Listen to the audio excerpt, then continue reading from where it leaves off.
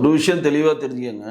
ஏற்கனவே சட்டசபையில் மாண்புமிகு முதலமைச்சர் என்ன சொன்னார்னா, நாங்கள் குதிரை பேரத்தில் ஈடுபட மாட்டோம், குதிரை வேகத்தில் செயல்படுவோம் அப்படின்னு சொன்னார். ஆனால் இவர் குதிரை வேகத்தில் செயல்படுறாரான்னு பார்த்தீங்கன்னா கண்டிப்பாக கிடையாது.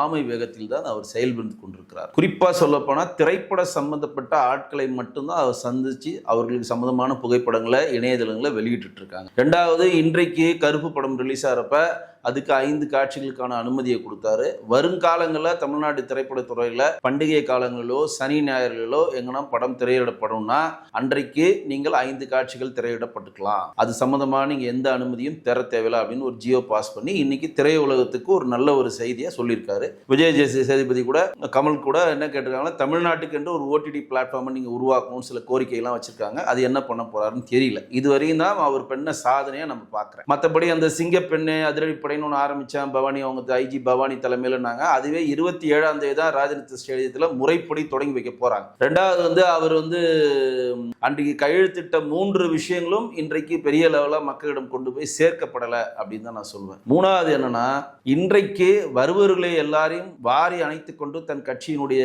உறுப்பினராக சேர்த்துக் கொள்வதற்கு காரணம் திரு விஜய் அவர்கள் காங்கிரஸையும் விடுதலை சிறுத்தைகள் கட்சியிலும் 2 கம்யூனிஸ்டையும் முஸ்லீம் லீக் கட்சியும் அவர் நம்ப தயாராக இல்லை.